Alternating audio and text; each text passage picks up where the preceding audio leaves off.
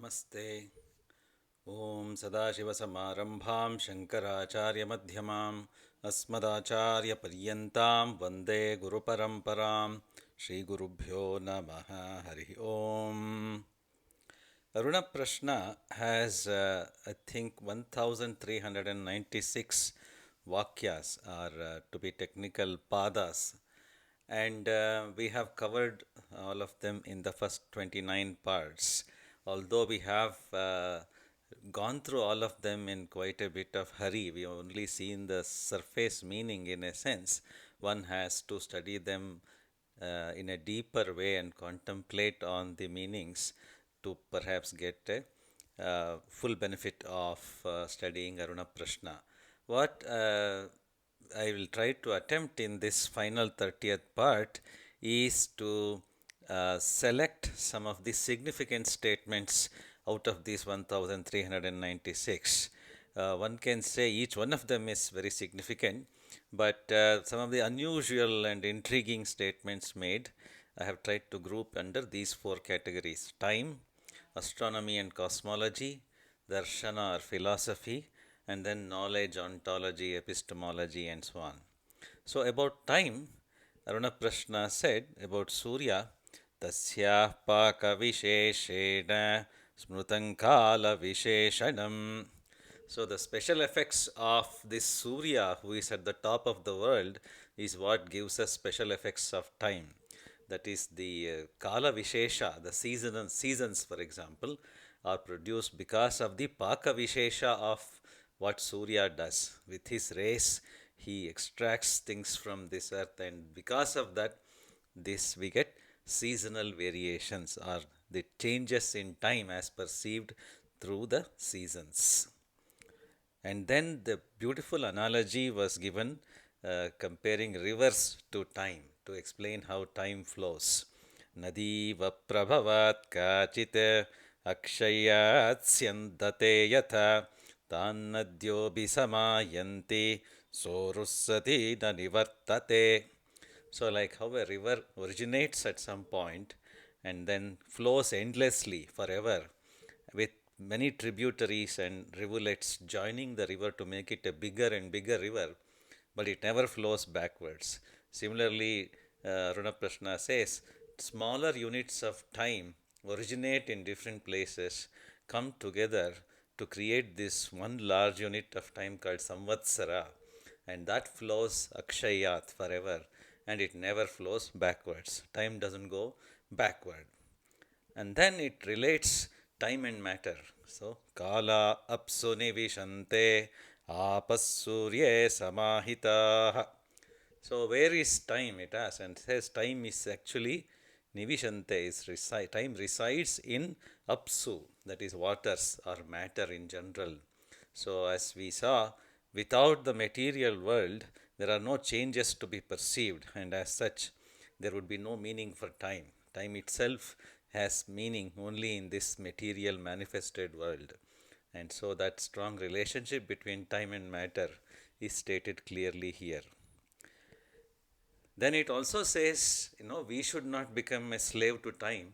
Time should become, to respect us. Tasmai sarvarutavo namante.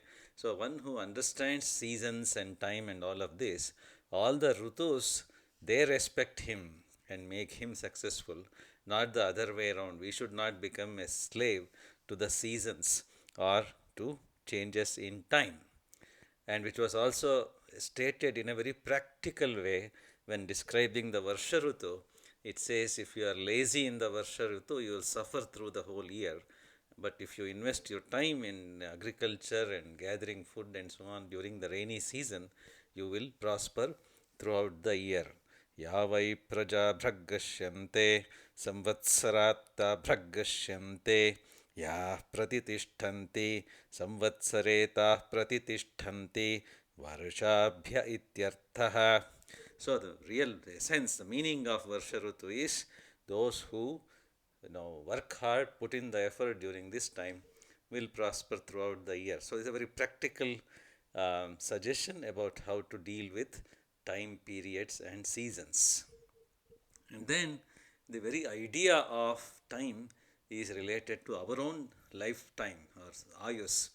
And then every cyclical event in this, in our cosmos, including the sun rising and setting and the moon rising and setting and so on, is described as taking away a part of our lifespan.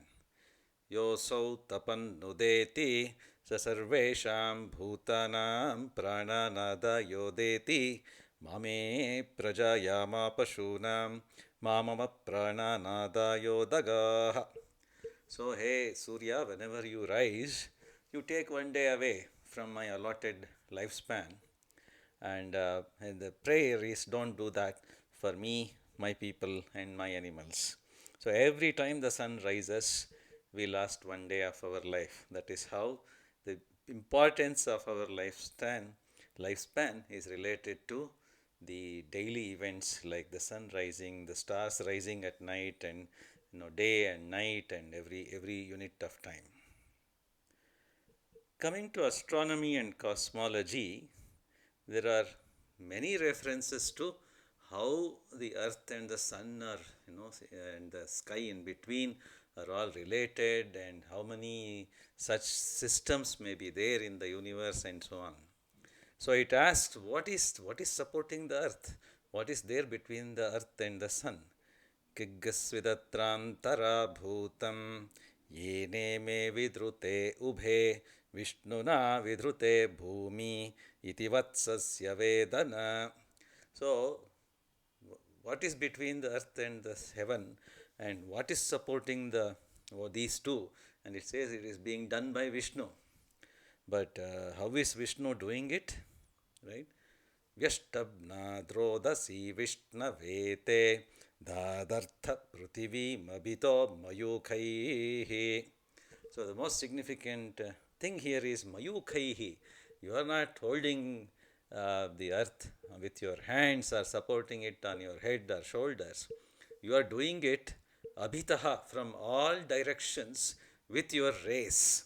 So there is some notion of, I don't want to say gravitation, but some kind of a action at distance is happening through these mayukas, these rays, through which the earth and the sky and the Surya and so on are held in their place. And Vishnu's mayukas, rays, are the ones that are doing it. And then the source of energy and the kind of radiation, there are multiple references to it. Urjanduhana anapaspuranta ite. So Urjanduhana, the seven Suryas were taking their energy from Kashyapa, the eighth Surya, and then they were taken by Soma, the rays, and that was magnified, like Brasta Karma Krudi Vaiva, like how we use bellows to increase the heat in a furnace. Similarly, this was done, and because of all of that, we get energy from the sun. Everything we get is from the sun, but these Suryas are anapaspuranta. They give the good type of radiation, right? The conducive radiation. So multiple references to such ideas of Rashmi, rays, radiation, and so on we have seen. And then when it comes to how many such systems are there, again in several places it says there is uncountable. There are many of them. Saptadisho nana suryaha. There are many Suryas in all the seven directions, it says. Then after saying that this is the effects of the sun which causes the Rutus, it also refers to the thousands of Suryas like this. Digbhraja Rutun Karoti Etayaiva Vruta Sahasra Suryataya Iti Vaishampayanaha. So Vaishampayana Rishi has said there are thousands of Suryas like this. And then, but the 8 Suryas, 7 Suryas and so on are only the way they appear. Physically, really there is only one. Nana lingadva druto nana suryatvam. So the multiplicity of Suryas is only apparent, and that is because, right, Panchami Vibhakti is used here. Nana lingatvat. Because of the multiplicity of characteristics of the Rutus, they appear to be Nana Suryatva, not in reality. And once again it says, Asankhyatas sahasrani smaryate na cha drushyate. So when it comes to the manifestations of Aruna Ketuka, or this the whole system of Suryas, it is an uncountable thousands. Asankhyata sahasrani, uncountable thousands, and it can only be known through collective understanding. Smaryate, nacha drushyate. They can't all be seen physically or in pratyaksha. And it even refers to nakshatras having their own worlds. So, nakshatrani svaloke, this last line here clearly says that these nakshatras are not part of the Aditya Mandala that we have been talking about. They have their own lokas, svaloke. So, that is the cosmology of Aruna Prashna. It even says, just like we get rain with water on this earth, there may be, you know, rain of Agni, so all kinds of energy falling in various parts of the universe. Bhumim parjanya jinvanti divan jinvantyagnaya iti. So divam jinvanti agnayaha, fires of various kind rain in different parts of the diva, the sky. So that could be referring to all kinds of astral and cosmological phenomena. Coming to Darshana philosophy, it has propounds a very deep kind of understanding of the reality or the lack thereof of this manifested world. But first, the very Shanti mantra itself guides us and tells us what we should be doing in our lifetime, right? Vyashemade, so bhadram karne vishrunuyama devaha भद्रं पश्येमाक्षभिर्यजत्राः स्थिरैरङ्गैस्तुष्टुवागुंसस्तनूभिः विषेमदेव हि तय्यदायुः. So yat ayuhu, whatever ayus we have, we are going to invest that vyashema in devahitam. Only those acts, those activities, those pursuits which please devas. And we are going to do that by maintaining a strong body and stable body and strong organs, right? Sthiraihi angaihi tanubihi. And we are going to praise you, please you. And we will not waste our lifetime by seeing bad things or hearing bad things. Only karnebihi bhadram eva shrunuyamaha, karnebihi akshabihi bhadram eva pashyemaha. We will only see good things and we will only hear good things. We will not waste our lifetime. We will spend our lifetime only in doing things that please devatas. So that is the philosophy of life propounded from the very Shanti mantra itself. And it even makes explicit statements about the unreality of this world. Na trabhuvanam, na pusha, na pashavaha, नादित्य संवत्सर एव प्रत्यक्षेण प्रियतमं विद्यात्. So there is really no world, there is no sun, there are no animals, right? There is no Aditya, only Samvatsara, the Adi Samvatsara, the deeper meaning of Samvatsara which was propounded is the reality. That is the one we should be focusing on. Priyatamam Vidyat, that is the desired understanding of this world. And it says all rest is all only in namesake.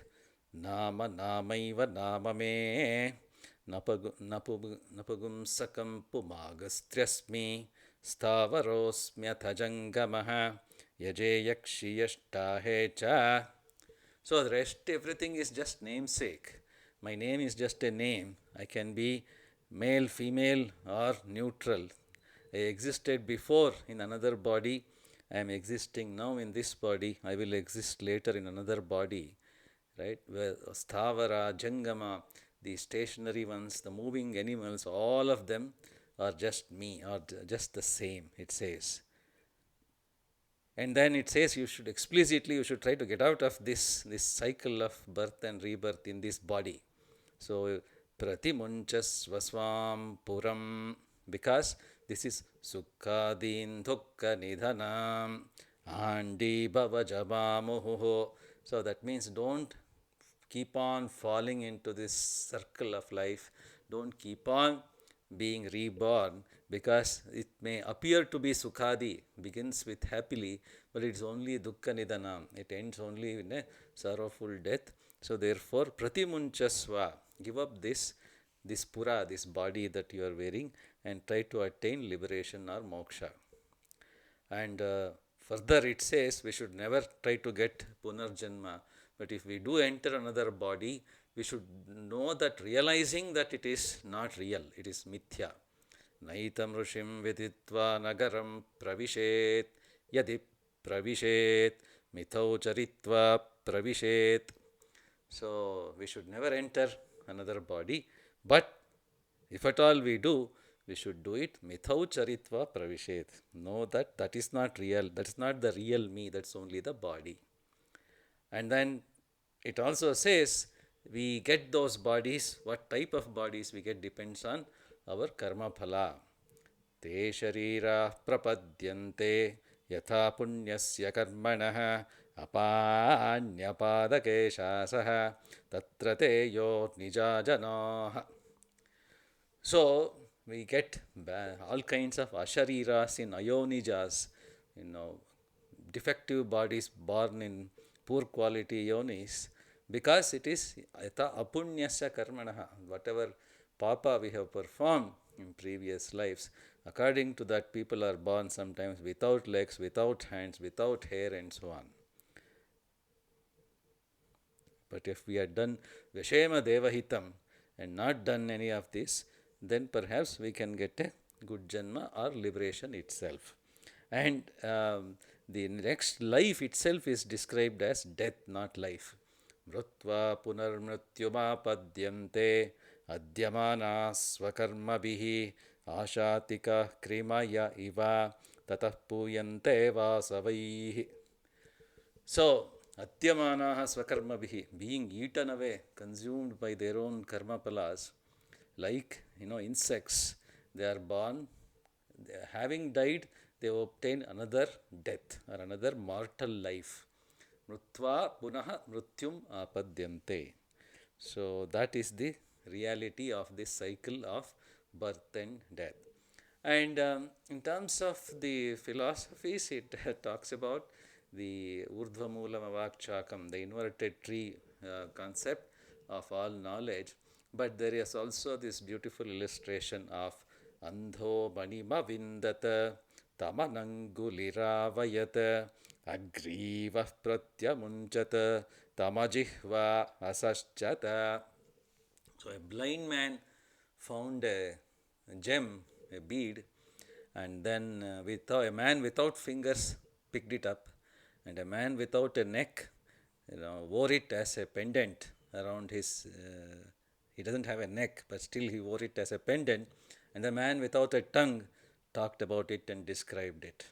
So all of this is given philosophically to talk about how it is not a real, this real gem is inside you, and real gem is in your own antar hridaya, and to understand that, to find it, to pick it up, to wear it, and to talk about it, you don't need eyes or fingers or a neck or a tongue. Then the practical aspects of this, the importance of apa, water bodies, you can also see this from a social, cultural and environmental angle, where it says how we should not dirty up water bodies. Very practical instructions here, right? Amrutam va apaha amrutasya nantarityai napsumutra purisham kuryat nanishthi ved na vivasanasnayat. So we are not supposed to do urination or defecation in the water bodies. We should not spit. We should not bathe without clothes. So all these, because apa itself is amruta, it has guhya agni. The agni is inherently present. This Aruna Ketuka agni is present in every body of water. So therefore we should keep it clean. We should not offend it. We should not be offensive to it by doing all these acts which make the water dirty, because this amrutatva, this has to be preserved for Anantarityai, for eternity. So, very practical advice here. Similarly, it also says one should not eat seafood. Nakurmasyashniyat nodakasyaghatu kanyena modakani bhavanti aghatuka apaha. So, if we are good to water, then water and waterborne animals will not harm us in any way. So, udakasya, so the waterborne or aquatic animals, and in particular parts of this kurma should not be eaten, because kurma was described as Virat Purusha himself. And in the last part, about how we obtain proper knowledge and what are all the entities that exist in this world, that is ontology. How do we obtain proper knowledge is epistemology. There were many ontological statements about the different forms of Agni, Vayu, and so on. In fact, there are no details. We don't know much about why there are so many types of Vayus, so many types of Agnis, and so on. One could go and study other sources where those names, how those names for Agni and Vayu came about, and so on. So, at the very beginning of the second Anuvaka itself, the methods of epistemology, methods of obtaining proper knowledge were given.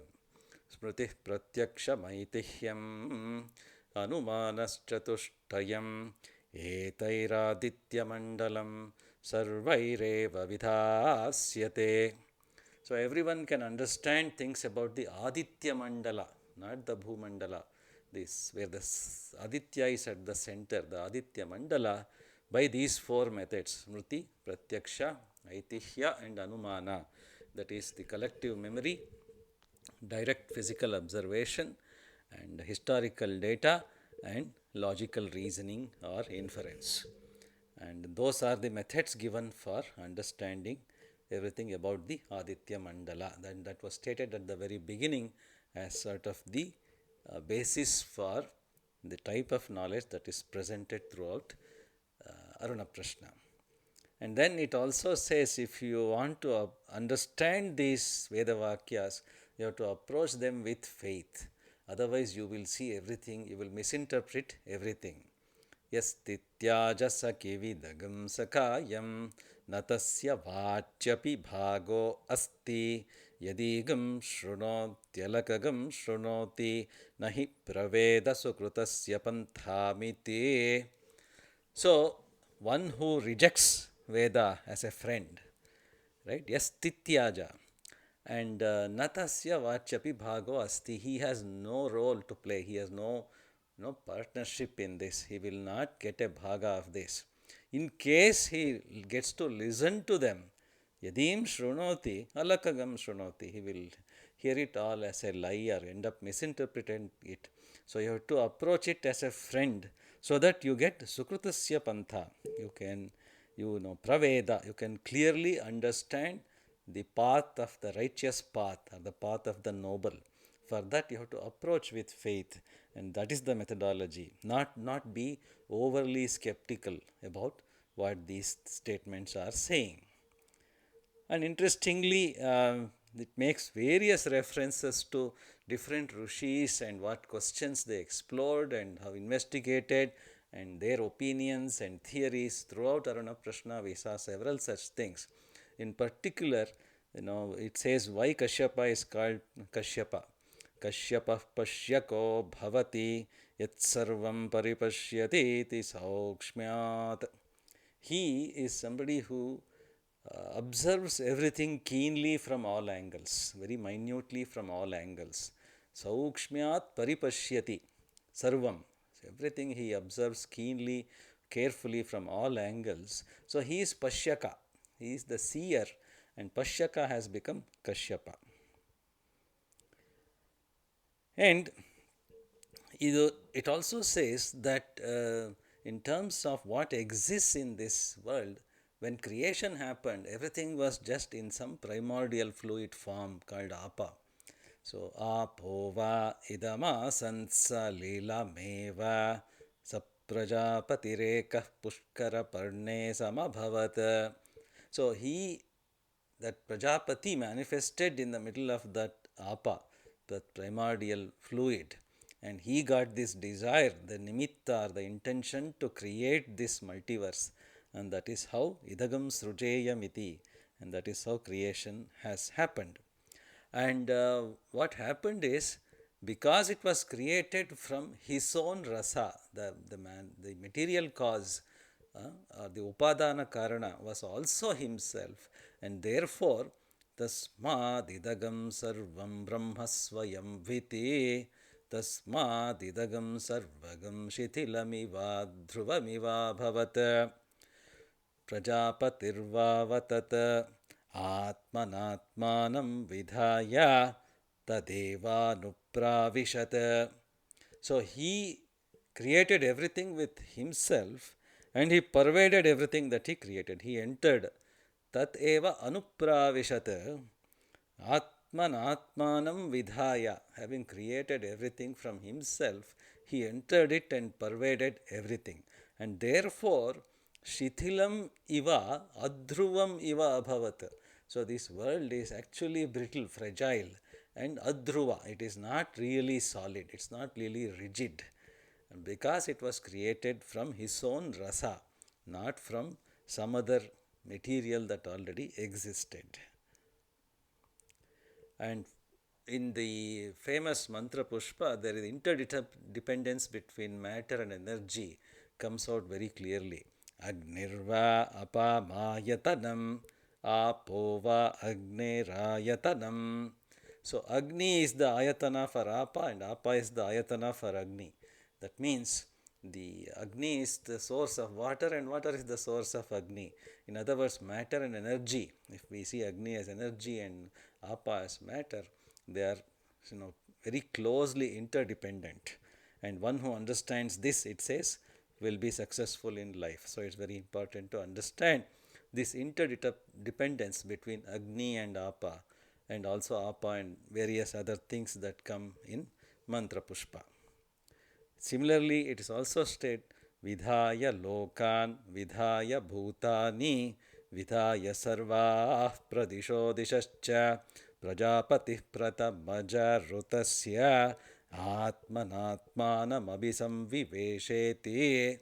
So it is again stated that having created the lokas, the worlds, the beings, bhutani, and all the directions and sub-directions and everything, the firstborn to Ruta, the cosmic order of this universe, the Pratamaja, the firstborn Prajapati, he Atman Atmanam Abhisamvivesha. So he entered everything that he created himself, which means he is present in every part of this creation. And that is why, whether it is water or something else in this nature, we should be respectful to it. And finally, the most dramatic statement that I find in all of Aruna Prashna is this Netya Bravit. Mama Vaitvagam Magam Sa Samabhut Netya Bravit Purva Mevaha Miha Samiti. So, when that Prajapati saw the kurma, the tortoise, and asked it, "You must have also come from my own skin and flesh." And it says, "Na iti abravit." No, purvameva aham asam. I have been living here before you, it says. Now, how is that possible, right? So, that is the circle of creation, and that is why this Aruna Prashna in the story of creation is as abstract or as deep as what other Upanishads, Nasadiya Sukta, and so on talk about the creation of this universe. So, I hope that this series of lectures on Aruna Prashna have been useful to you, and please feel free to share your comments or reach out to me. Thank you very much.